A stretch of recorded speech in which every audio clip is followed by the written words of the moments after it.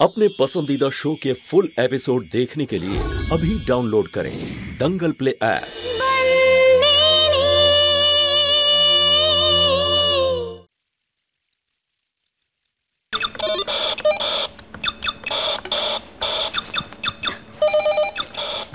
সূর্য সোনা, অনেক রাত হয়ে গেছে, দুধ খেয়ে ঘুমিয়ে পড়ো, কালকে আবার খেলবে। হ্যাঁ,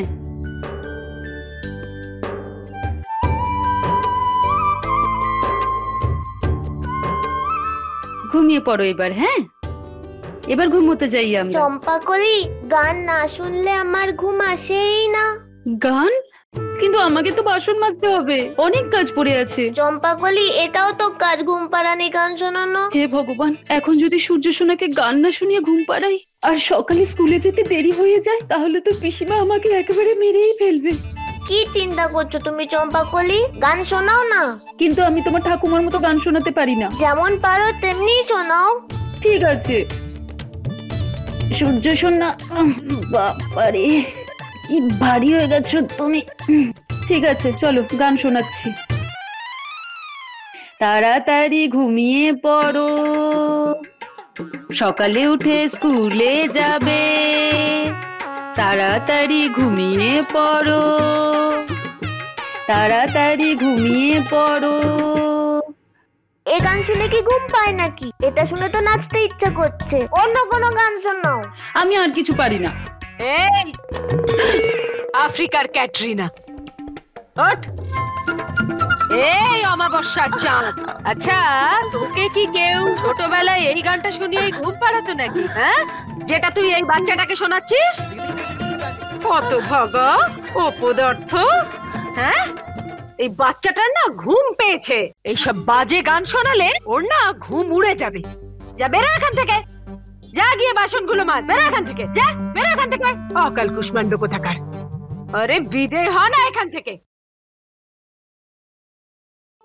সুরজ বাবা, দিদা না আজকে খুব ক্লান্ত, তাই তাড়াতাড়ি শুয়ে পড়েছে। তুমি এমনি ঘুমিয়ে পড়ো। হ্যাঁ, ঠিক আছে। Good night. Good night.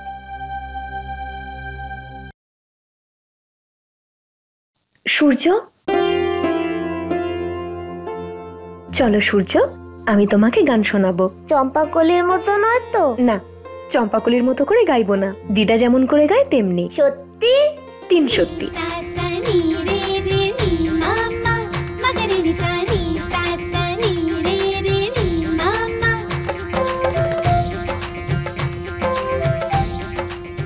শান্ত, এটা কার? এটা আমার। কেন, তুমি কি খাটে শোও না? না, আমার নিচেই ভালো লাগে। গ্রামের বাড়িতেও আমি এভাবে শুতাম। নাও, এবার শুয়ে পড়ো।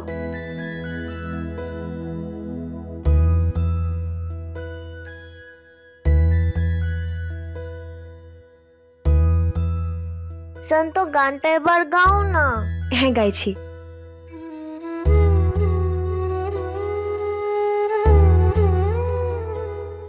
ঘুম পাড়ানি মাসি পিসি মোদের বাড়ি এসো, খাট নাই পালং নাই আসন পেতে বসো। ঘুম পাড়ানি মাসি পিসি মোদের বাড়ি এসো, খাট নাই পালং নাই আসন পেতে বসো। বাটা ভরা পান দেব গাল ভরে খেও, খোকার চোখে ঘুম নাই ঘুম দিয়ে যেও। বাটা ভরা পান দেব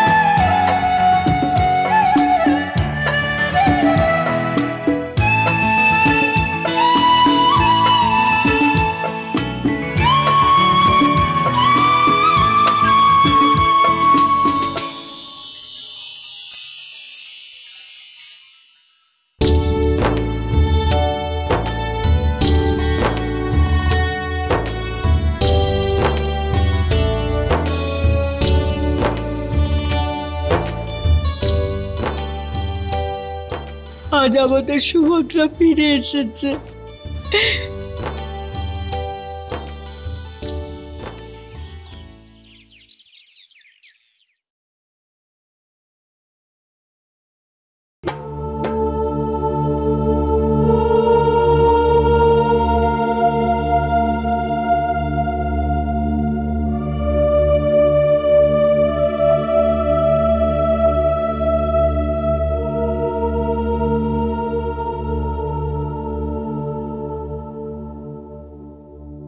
বলুন না অবিনাশ বাবু।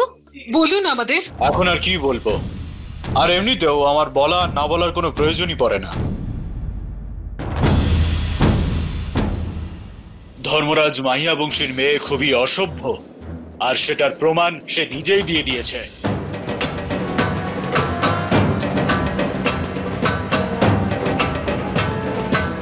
প্রথমে আমার ছেলেকে ফাঁসিয়ে দিল, এখন অন্যকে বিয়ে করার প্ল্যান করছে। সেটা তো আমি ঠিক সময় বুঝে গিয়েছিলাম বলে, সেই জন্যই তো আমি আমার ছেলেকে বাঁচাতে পেরেছি। আর কাদম্বরীর চরিত্রটা জানতে পেরে সেই ছেলেটাও মুখ ফিরিয়ে নিয়েছে যে নাকি ওকে বিয়ে করতে চেয়েছিল। আজকাল খবরে না যা ইচ্ছে তাই দেখায়, যা খুশি তাই বলে।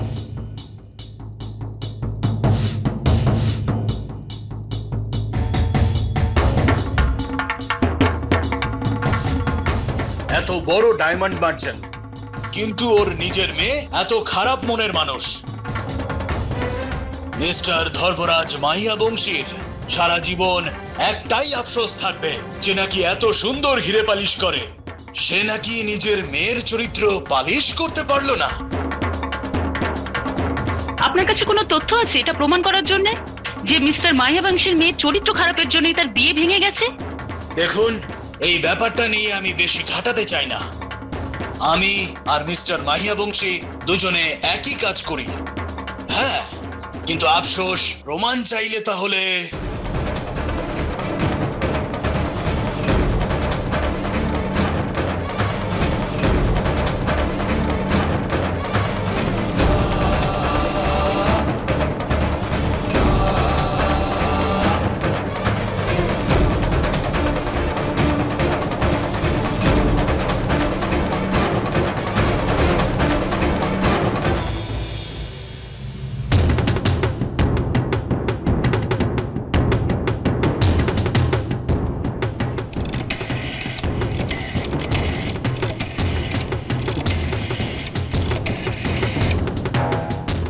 ধর্মরাজ মাহিয়া বংশী কথা বলছি।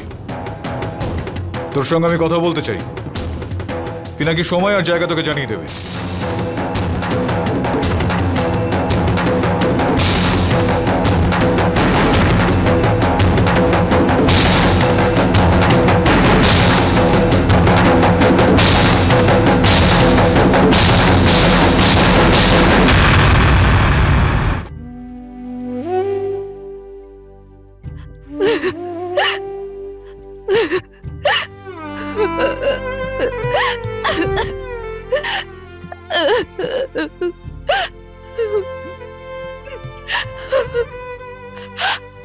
দেখলে তুমি সন্দীপ আমার জীবন তো নষ্ট করেছেই, সাথে বাবাকেও বদনাম করছে। আমি সহ্য করতে পারছি না। খুব ভালো হতো যদি আমার বিয়ে ডুগুর সাথে হতো। বাবাকে এত অপমানিত হতে হতো না, বাবার সম্মান তো বেঁচে যেত।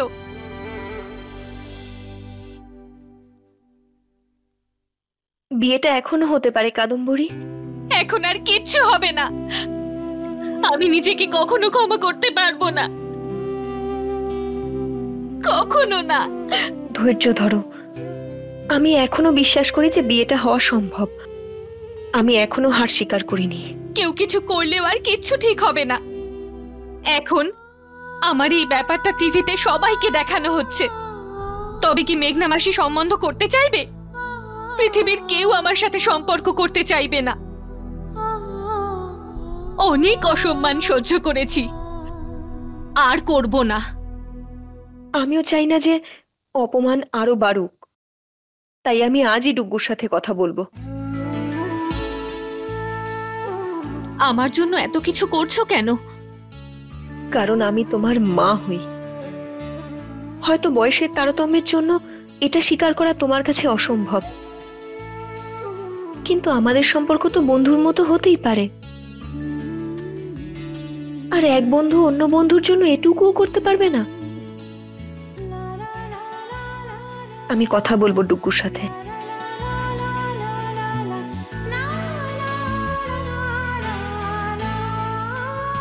আমি মালিকের মেয়ে কাদম্বরী, আমি না শুনতে একদম পছন্দ করি না।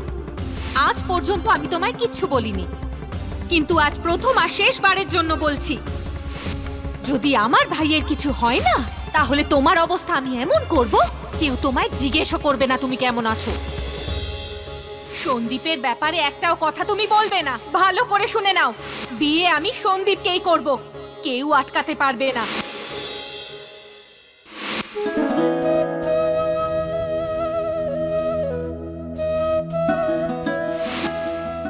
আমি আমার জীবনে অনেক বড় ভুল করেছি, সন্দীপকে বিশ্বাস করে।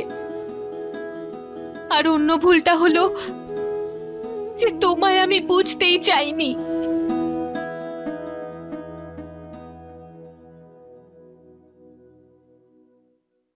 চম্পাকলি, বলুন মালকিন। চম্পাকলি, মেঘনা দিদির বাড়িতে একটা ফোন করো না, ওনার সাথে আমার কিছু জরুরি কথা আছে। আচ্ছা ঠিক আছে। হ্যালো, জয় শ্রীকৃষ্ণ, শান্ত বলছি। শান্তু বৌদি, জয় শ্রীকৃষ্ণ, কেমন আছো? আমি ঠিক আছি। আমার উপর রেগে নেই তো আপনারা? না শান্তু বৌদি, আমি কিচ্ছু মনে করিনি। আমি বুঝতে পারছি যে এই সময় ডিএম কতটা কষ্টে আছে। কাদম্বরীর মনের কষ্টও আমি এখন বুঝতে পারছি। আমি মানছি কাদম্বরী ভুল করেছিল, কিন্তু ঠিক সময় ও সেটা শুধরে নিয়েছে। বিশ্বাস করো বৌদি, যদি ডুগু বিয়ের জন্য হ্যাঁ বলে দিত তাতে তো আমার কোনো আপত্তিই থাকতো না। আমি যদি একবার ডুগুর সাথে কথা বলি তাহলে? হ্যাঁ হ্যাঁ, কেন না, আমি ডাকছি। ডুগু শোন, এদিকে এসো, শান্তু বৌদি কথা বলবে।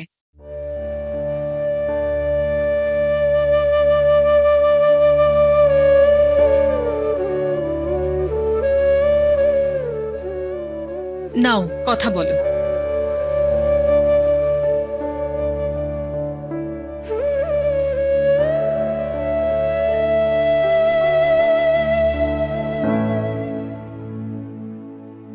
হ্যালো শশাঙ্ক, তোমার সাথে দেখা করতে চাই আমি।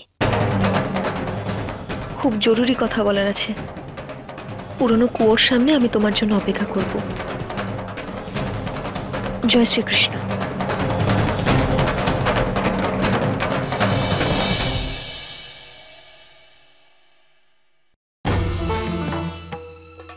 এত শিগগির ফোন রেখে দিলি? আসলে ফোনটা কেটে গেল। তাহলে আবার কল কর। না মা, প্লিজ। কিন্তু ডুগু, যতক্ষণ না মালিকের সঙ্গে কথা হচ্ছে ততক্ষণ খেমি আর শম্ভুর বিয়ের ব্যাপারে এগোনো যাবে না। আমি মানছি যে উনি ধর্মপুরের মালিক, কিন্তু এখানকার লোকেদের জীবন নিয়ে উনি এটা ঠিক করতে পারেন না যে খেমির বিয়ে কার সঙ্গে হবে আর কার সঙ্গে হবে না। মাধব কাকা, তুমি বুঝতে পারছো না বাবা? আপনি বুঝতে পারছেন না মাধব কাকা। খেমি মাঙ্গলিক, অনেক কষ্ট করে এত ভালো ছেলে পাওয়া গেছে। সম্বন্ধটা আপনি এই জন্য অস্বীকার করছেন যে মালিকের পছন্দ হবে কিনা। আমিও চাই আমার মৃত্যুর আগে আমার খেমিটাকে বিয়ে দিয়ে যাই, কিন্তু এখানে ব্যাপারটা আলাদা। শম্ভু মালিকের বাড়ির কাজের লোক, আর খেমির বোন মালিকের স্ত্রী। আমি মালিকের ইচ্ছের বিরুদ্ধে কিচ্ছু করতে পারবো না। কিন্তু মাধব কাকা, বাবা, আমি এ ব্যাপারে যা ভেবেছি আমি সেটাই করবো, বাস।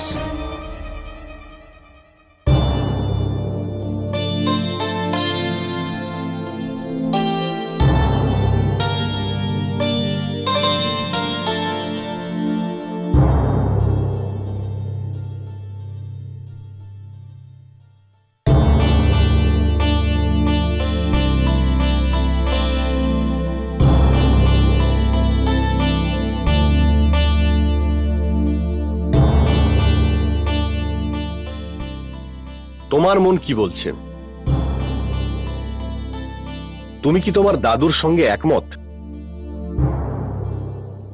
তোমারও কি মনে হয় যে তোমার জীবনের সিদ্ধান্ত তোমার মালিকের সিদ্ধান্তের উপর নির্ভর করছে?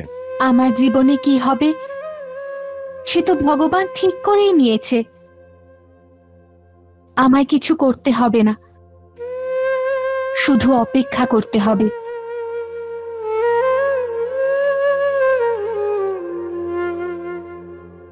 আমি দেখব আমার জীবনে কে আসে, কার সঙ্গে আমি গোটা জীবন কাটাবো। কিন্তু এর অর্থ তো এটা নয় যে যে কারোর সঙ্গে তোমার বিয়ে দিয়ে দেবে। অন্তত একটা ভালো ছেলে তো হবে। যখন তুমি কাউকে চাইবে তখন তার সঙ্গে কষ্টে থাকলেও ভালো লাগবে, কিন্তু যাকে পছন্দ নয় তার সঙ্গে সুখে থাকলেও খারাপ লাগবে। আমি জানি।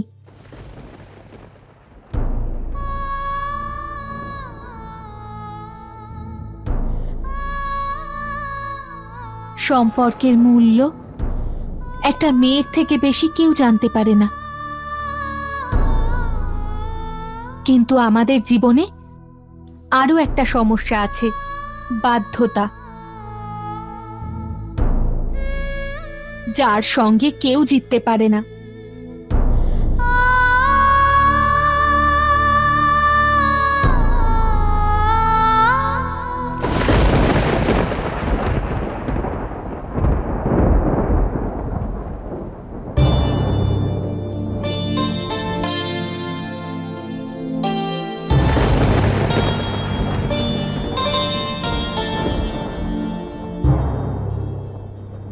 আর তাছাড়াও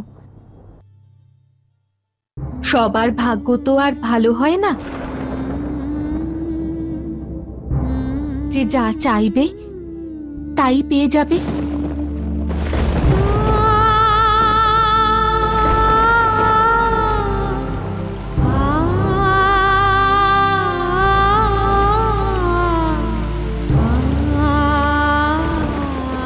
তুমি একদম ঠিক বলেছো।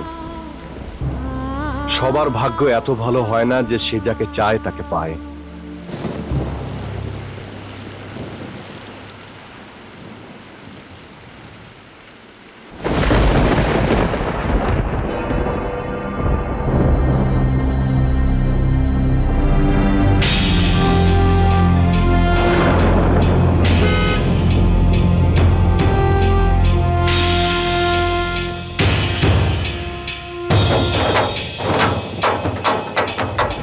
দাদা, অবিনাশ চৌধুরীকে মুখের উপর জবাব দেওয়ার জন্য আপনি যার সঙ্গে দেখা করতে চেয়েছিলেন তিনি এসে গেছেন।